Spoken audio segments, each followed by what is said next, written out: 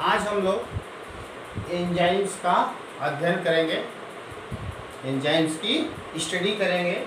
यह आपका बायोमॉलिक्यूल जैविक अणु जो एक चैप्टर है 11th क्लास के एनसीईआरटी में, उसमें दिया हुआ है।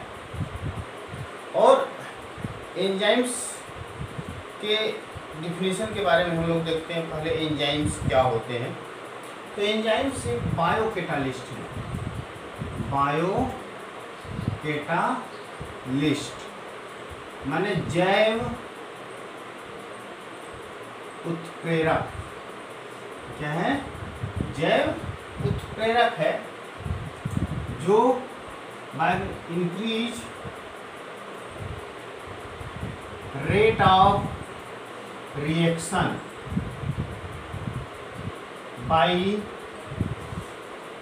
lowering activation energy.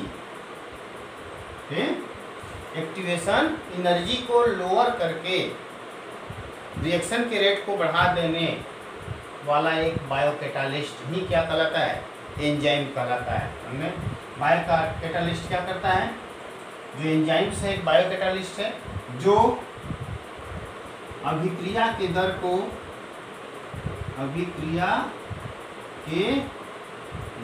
को एक्टिवेशन ऊर्जा को कम करके बढ़ा देता है। ठीक है। अब बात आती है कि ये एक्टिवेशन एनर्जी क्या है? एक्टिवेशन एनर्जी क्या है? एक्टिवेशन एनर्जी वह कम से कम मिनिमम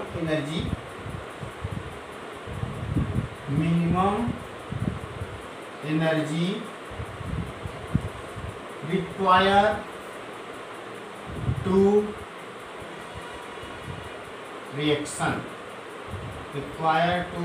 स्टार्ट रिएक्शन। माने जो रिएक्शन स्टार्ट करने के लिए जरूरी होता है वही क्या होता है? कम से कम ऊर्जा क्या कहलाती है?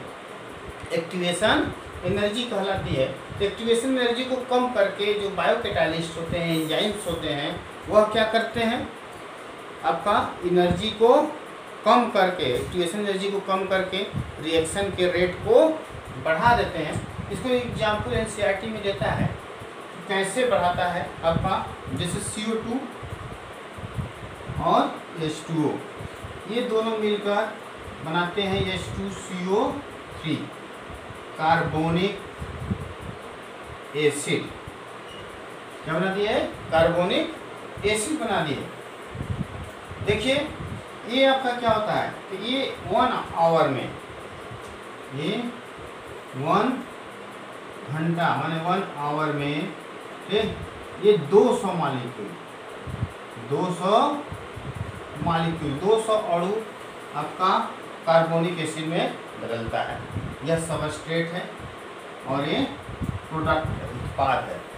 ठीक, उत्पाद और ये सबस्ट्रेट मतलब ये। तो इसको 1 घंटे में 200 मॉलिक्यूल में बदल दिया। लेकिन आपका क्या होता है? CO2 H2O,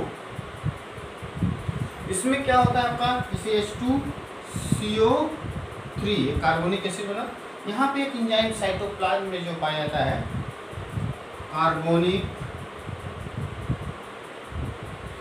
carbonic anhydrase. Carbonic anhydrase एक एंजाइम होता है। कौन सा एंजाइम होता है? Carbonic anhydrase. यह एंजाइम जो होता है आरबीसी के साइटोप्लाज्म में पाया जाता है। यह क्या करता है कि आपका ये 1 सेकेंड में, केवल 1 सेकेंड में आपका 6 लाख आपका H2CO3 बढ़ाता है। मतलब ये 10 मिलियन टाइम्स माने गुना बढ़ा देता है रिएक्शन के रेट को बहुत ज़्यादा, मतलब जहाँ 1 घंटे में यहाँ 200 मॉलिक्यूल कार्बोनिक एसिड बन रहा था, यहाँ पे आपका अगर इस एंजाइम के उपस्थिति के कारण वो क्या आपका 1 ही सेकंड में आपका 1 घंटा नहीं बल्कि 1 सेकंड में ही 6 लाख बन गया। इस तरह से एंजाइम से ये जो कार्बोनिक एनहाइड्रेज है ये क्या है, एंजाइम है जो रिएक्शन के रेट को बहुत क्या कर दिया, बढ़ा दिया अभिक्रिया की दर को।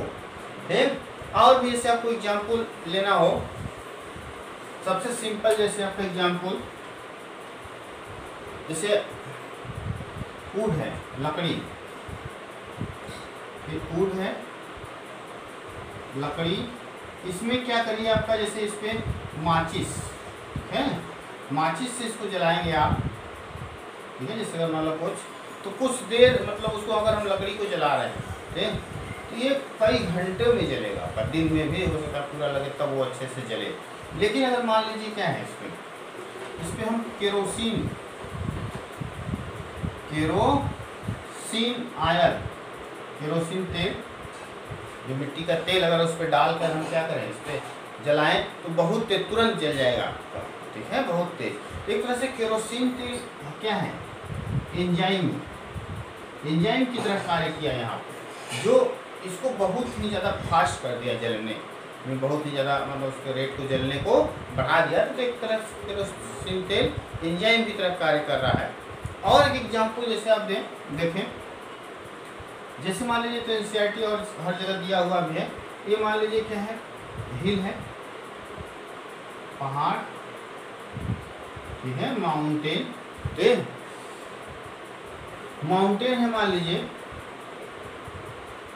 तो अगर मान लीजिए क्या है कोई ट्रेन, अगर ट्रेन को इसके ऊपर चढ़ के इस तरह से जाना हो, ठीक है, तो ज़्यादा मतलब एनर्जी की आवश्यकता होगी, ज़्यादा एनर्जी की आवश्यकता होगी इसको यहाँ ऊपर चढ़। अगर मान लीजिए क्या है यहाँ पे हम इसको टनल बना दें, यहाँ पे क्या बना दें, टनल, इस तरह से रास्ता नीचे से बना दें, इस तरह से काट करके इसको आपका माउंटेन को एक तरह से हम एक टनल बना दिए, ठीक है, तो उस तरह से जब इसमें से ट्रेन जाएगी, इसमें से ट्रेन जाएगी तो उसको उतनी ऊर्जा नहीं खर्च करनी होगी जो ऊपर से जा रही है, ठीक। इस तरह से हम कह देंगे कि ये जो टनल है वो एंजाइम की तरह कार्य कर रहा है, ठीक है, इसकी एनर्जी को कम कर दिया, वहीं एक्टिवेशन एनर्जी को कम करके आसानी से ट्रेन टनल से पास कर जा रही है। ये सब तो एंजाइम्स के बारे में थोड़ा था।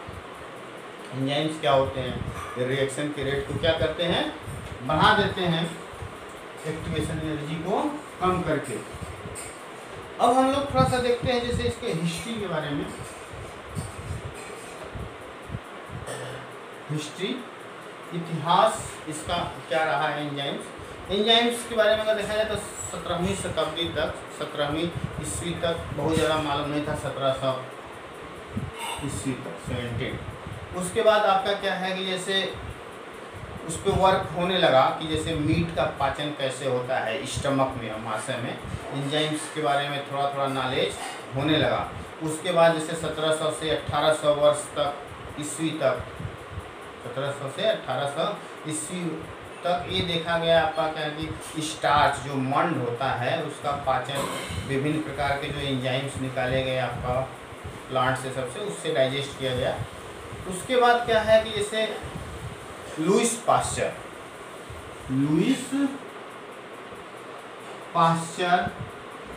जिनको कहा जाता है फर्मेंटेशन दिया इन्होंने, फर्मेंटेशन, किंडवन इन्होंने खोजा था, किंडवन को इन्होंने पाया कि जैसे ईस्ट जो होता है, ईस्ट सैक्रोमाइसिस सर्वेसी, एक ये ईस्ट होता है, फंजाई है, कवक है, ये क्या करता है आपका कि ग्लूकोज C6H12O6 ग्लूकोज को किस में कन्वर्ट कर देता है, C2H5 एल्कोहल, शराब में बदल देता है। इसको उसने कहा कि इसमें कुछ ऐसे मटेरियल्स होते हैं ईस्ट में, ठीक है, जो ग्लूकोज को किस में कन्वर्ट करते हैं, एल्कोहल में। लेकिन उस समय भी एंजाइम से सब नहीं बताया गया कि ये एंजाइम्स होते हैं, ठीक है। बाद में जैसे एक साइंटिस्ट थे बुकनर,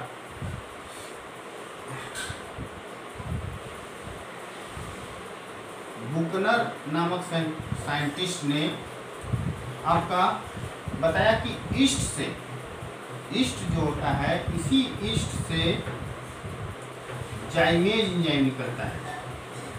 क्या निकलता है? जाइमेज, जाइमेज एंजाइम निकलता है, जो C6H12O6 माने जो ग्लूकोज है उसको किस में बदल देता है, एल्कोहल में बदल देता है। माने जाइमेज एंजाइम को, मतलब पहला एंजाइम जो जाइमेज था उसको आइसोलेट मतलब खोजने का श्रेय किसको जाता है, बुकनर को, ठीक। फिर बाद में क्या है कि जैसे एंजाइम टर्म किसने यूज किया, पूछा जाए कि अगर एंजाइम टर्म यूज किसने किया था, कुहन, उसने कुहन नामक वैज्ञानिक ने एंजाइम टर्म यूज किया। एंजाइम टर्म, एंजाइम जो शब्द था, एंजाइम शब्द का प्रयोग किसने किया, कुहन नामक वैज्ञानिक ने यूज किया था, ठीक। उसके बाद एक साइंटिस्ट और आते हैं इसमें, जो पूछा जाता है कंपटीशन इसम में। इसमें जैसे एक है सुमनर,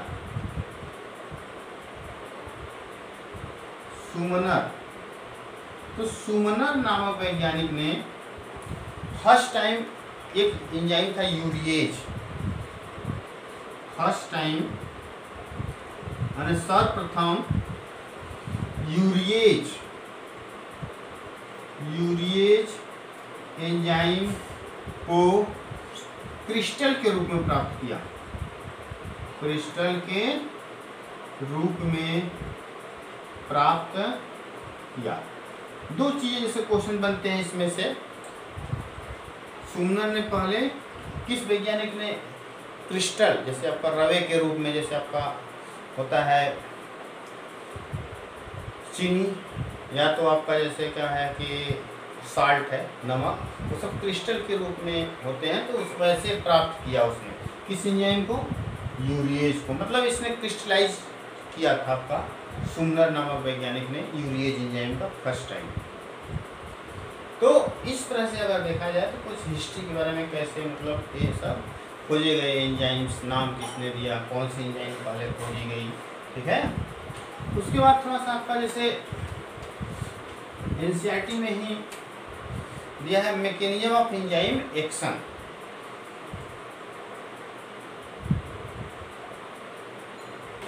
मैकेनिज्म ऑफ एंजाइम एक्शन माने एंजाइम के अभिक्रिया का मैकेनिज्म, ये कैसे एंजाइम वर्क करता है, एकदम याद रखिएगा। जैसे अभी हम बता दूं, इसको ई हम यूज करेंगे किसके लिए, एंजाइम के लिए, यस सबस्ट्रेट के लिए, पी प्रोडक्ट के लिए। प्रोडक्ट लिखना है तो हम पी लिखेंगे, सबस्ट्रेट लिखना है तो एस लिखेंगे, एंजाइम लिखना है तो ई लिखेंगे। ये आपका एंजाइम है, सबस्ट्रेट, और ये है क्या, उत्पाद।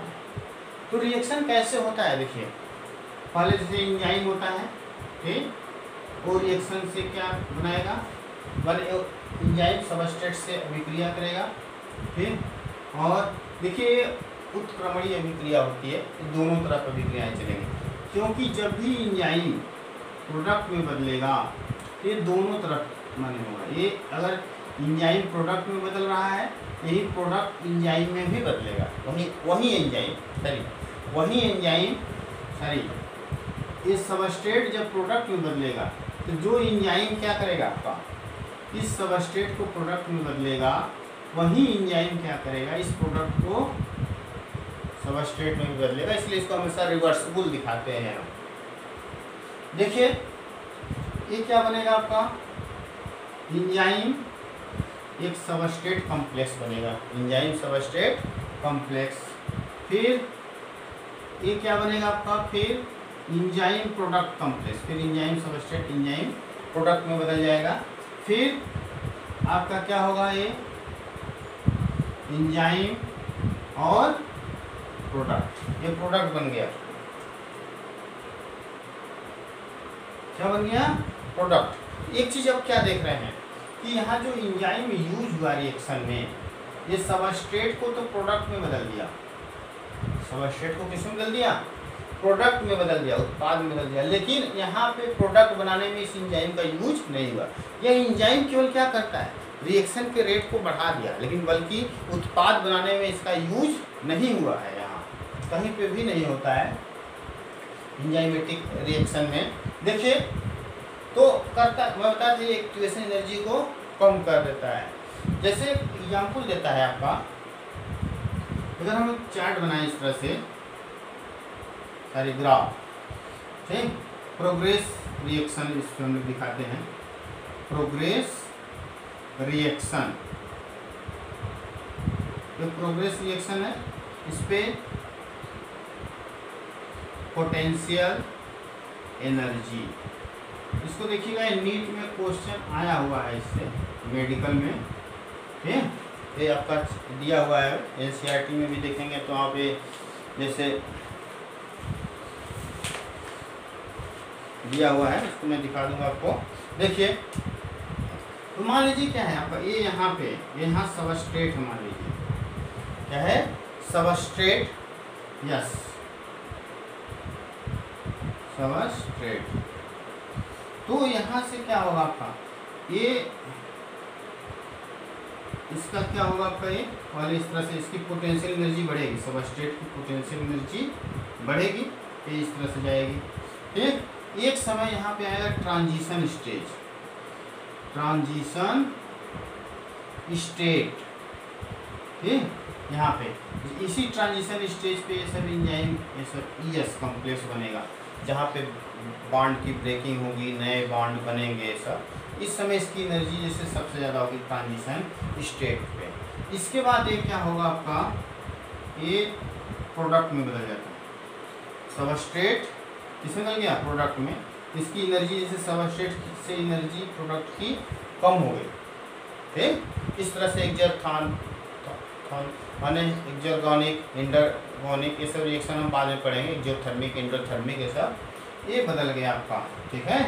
इस तरह से देखा जाए तो आप यहाँ से इस सबस्ट्रेट की एनर्जी थी और ये प्रोडक्ट की एनर्जी है, तो यही आपका ये यहाँ से लेके यहाँ तक, यही क्या है आपका, ये activation energy, activation energy without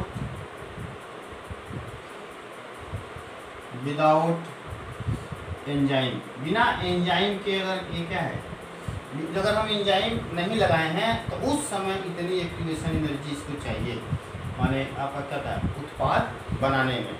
लेकिन अगर मान लीजिए क्या है आपका, दूसरा केस है, अगर इस सबस्ट्रेट, इसको मैं यहाँ से दिखा दे रहा हूँ, ठीक, दिखा दिया, तो ये आपका देख रहे हैं कि एनर्जी यहाँ से यहाँ तक, ये ट्रांजिशन से, लेकिन ये यहीं से पास कर गई, क्यों, क्योंकि ये आपकी जो ये इतनी एक्टिवेशन एनर्जी किसकी थी, आपका बिना एंजाइम के, जबकि ये जो एक्टिवेशन एनर्जी आएगी आपका यहाँ से लेके यहाँ तक, ये ठीक, ये एक्टिवेशन एनर्जी किसकी होगी, activation energy with enzyme, enzyme के साथ, ठीक। ये जो एक्टिवेशन एनर्जी है क्या है आपका, एंजाइम, अगर एंजाइम रहेगा तो कम ही एक्टिवेशन एनर्जी आपकी ज़रूरत पड़ेगी, ठीक है, क्योंकि एक्टिवेशन एनर्जी को क्या कर देता है, कम कर देता है आपका, कौन, अब एंजाइम्स जो होते हैं। ये आपका एनसीईआरटी में दिया हुआ नहीं, देखते हैं, जैसे टनल बना रहा था मैं, पहाड़ है, जैसे में आपका बिना एनर्जी के इतना ऊपर एनर्जी चाहिए, बिना आपका बिना इंजाइम के आपका इतना चाहिए, ठीक। इस तरह से आपका इंजाइम वर्क करता है। उसके बाद